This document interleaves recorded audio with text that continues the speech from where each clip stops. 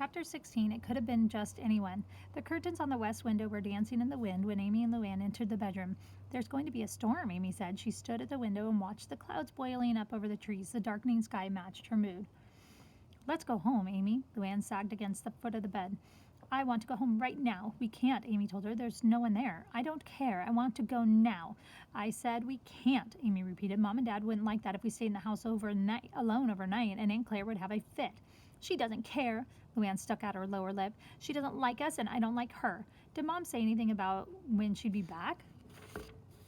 There was a slim chance her mother wouldn't wait for Dad's seminar to end Sunday. After all, she'd only gone along so that Luann could have to be at Amy's party. Maybe she'd come home on the bus today. "I don't remember," Luann said. "You call her and tell her to come right now." Amy considered. "I could call to see if she's at our house, I suppose," she said. Amy is willing to try anything. She didn't want to stay another night any more than Luann did. She tiptoed downstairs in her telephone niche, catching a glimpse of Aunt Claire still hunched on the top step of the porch. She looked like a little girl sitting there by herself, a frightened little girl. Amy brushed away the thought. Aunt Claire knew as much about the haunted dollhouse now as Amy did. If she refused to believe, whose fault was that? "She's not my responsibility anymore." Amy let the telephone ring a dozen times, just in case her mother was in the basement or out in the garden, but she didn't really expect an answer. Her mother was almost certainly 100 miles away in Madison, shopping or having dinner with Dad. "That isn't necessary." Amy whirled around. Aunt Claire stood on the other side of the screen door. "You don't have to call anyone. I don't want you to leave, Amy, not before we try and straighten this out." Her face was set and pale, but her voice was strong. "We can't go home anyways," Amy said. "Nobody is there." "Of course not." Aunt Claire came to the foyer. "Let's go out of the kitchen and make some cookies," she said. "I want to talk to you, and we might as well do something constructive at the same time." "Where's Luann?" "Upstairs in our bedroom." "I upset her terribly, didn't I?" "And you. I'm sorry. Would you go up and ask her to come down? Tell her I've stopped roaring." She won't come. Not until she feels like it." Amy followed her aunt to the kitchen, dizzied by her shift in mood and wondering what was going to happen next. A flick of the light switch turned the kitchen into a cheery haven for the storm that was beginning to break overhead. "Chocolate chip?" Aunt Claire began getting out ingredients without waiting for an answer. Amy sank into a chair, still not sure what was expected of her. "I'm not going to talk about the dollhouse," Aunt Claire said firmly. "I've thought it over, and I believe that you believe what you said is true. So it was wrong of me to say you lied. I hope you'll forgive me. My temper is my curse, but I do want you to know why I feel so strongly about being reminded of what happened in this house. The thing is, Amy," she turned away to pour chocolate chip bits into a measuring cup, "I'm quite certain that it was my fiancé, Tom Keaton, who murdered Grandma and Grandpa Trailer." "Oh!" The word popped out of Amy as if she'd been hit in the stomach. Tom was 8 years older, hot-headed, reckless, charming, exciting to a strong-willed 18-year-old girl who'd seen practically nothing of the world. Grandpa and Grandma met him only once. I told you about that. And they said I was to stop seeing him immediately. He was drunk when he came into the house. It seemed terribly unfair that they'd let one bad impression make up their minds and determine the course of my whole life. He'd already asked me to marry him by then, and I agreed. Oh, Aunt Claire, let me keep talking while I feel up to it." Aunt Claire hurried on. You can get the cookie sheets if you want."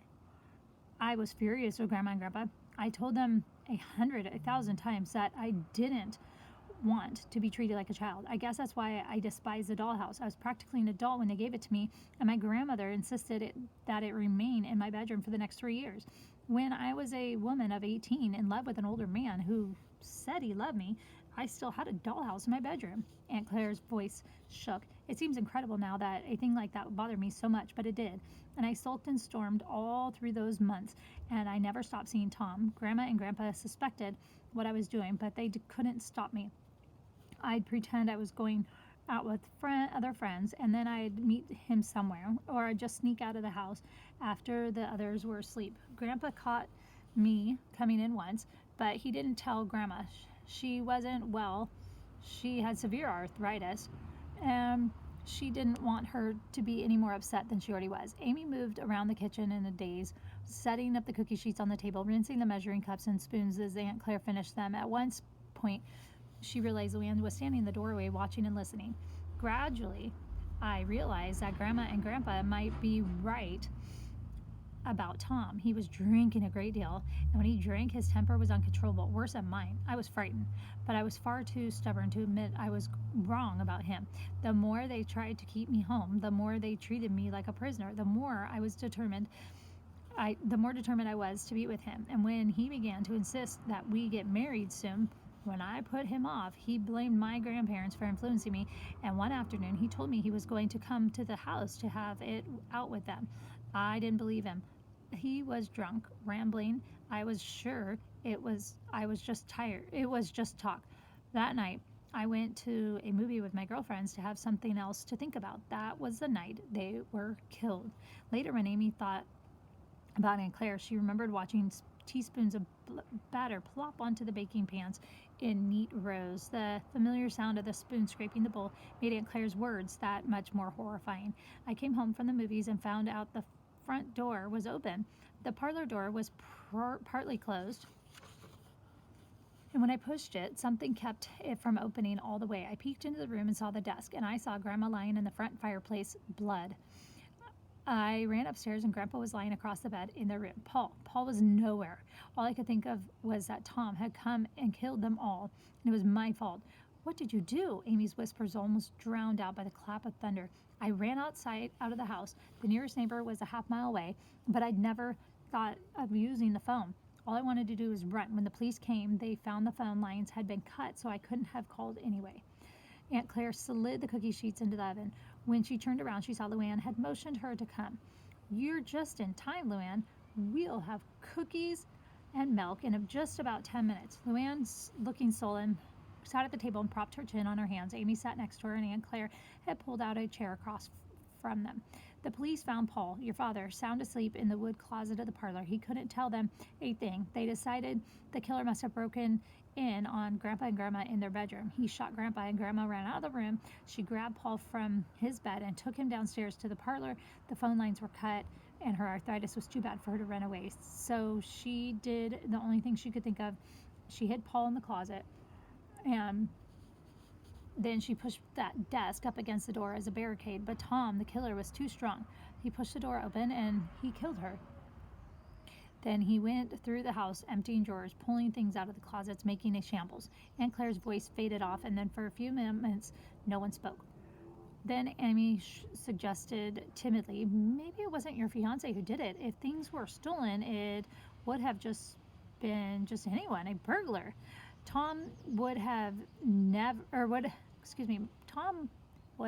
clever enough to make it look like a burglary, Aunt Claire said, and I know he owned a gun. I don't think he came there meaning to kill them. He probably intended to frighten them, but when he suddenly appeared in their bedroom, they must have told him exactly what they thought of him. Grandma would have, I'm sure, and he was crazy. I've imagined it 1,000 times, every hideous detail of it. Sometimes I feel like as if I were there myself. She sighed, looking at the girls' white faces. I'm talking too much, she said, but I want you to know how it was. Later, the next day, the house was full of policemen, my grandparents' friends, and I realized that something else was wrong. People were looking at me, whispering. Finally, someone told me that there had been a car accident and Tom was dead. He'd been driving at high speed on the road north of town, and he'd hit a tree. No one knew.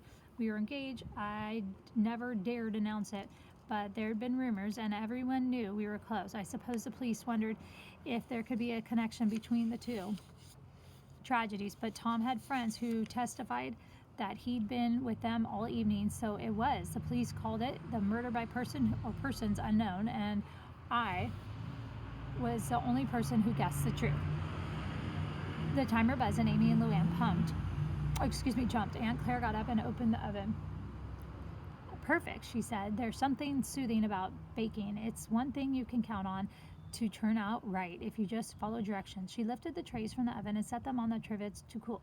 Then she went to the refrigerator and poured tall glasses of milk. As soon as I could get away, as soon as I knew Paul would be taken care of, I went to Chicago to look for a job. I never wanted to see Claiborne or be reminded of what happened here again. But you did come back, Amy marveled. I don't think I could have done it. I didn't have much of a choice, Aunt Claire replied. You see, even though I'd left Claiborne behind, I'd couldn't forget.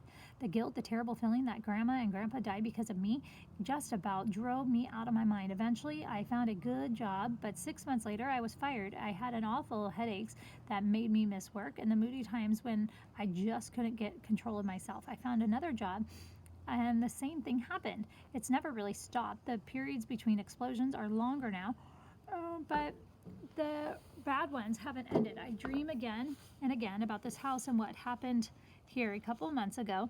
After a long period of sleeplessness, I had a battle with my boss and I was out of a job again. Just about then, your father wrote pleading with me to take a look over the house and get ready to be sold.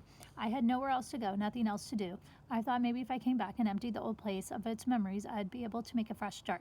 She loosened the cookies with a spatula, transferring them one at a time to a plate. So here I am, she said dryly, scaring my 2 nieces to death with all the gruesome details that I wanted to forget, and a haunted dollhouse, so you tell me, up in the attic. That's a thought I can't tolerate. The idea that my grandparents can't get rest peacefully any more than I can. She smiled wearily at Amy. Luann bit into a cookie. Yum, she said, smacking her lips. You make good cookies, Aunt Claire. I guess we can stay here tonight. Aunt Claire laughed. She touched Luann lightly on the top of her head. Thanks, pal, she said. I needed that. The telephone rang and Amy jumped up to answer it. She welcomed a moment away from the kitchen. It's so sad, she thought, forgetting how angry she'd been with Aunt Claire a half hour earlier. No wonder she's moody and bad-tempered sometimes. That horrible night has spoiled her life. Amy's mother was on the phone. I'm still in Sun Prairie, Amy, she said. She sounded tired. It's been a difficult 24 hours here. John is terribly sick, but the doctors are more encouraging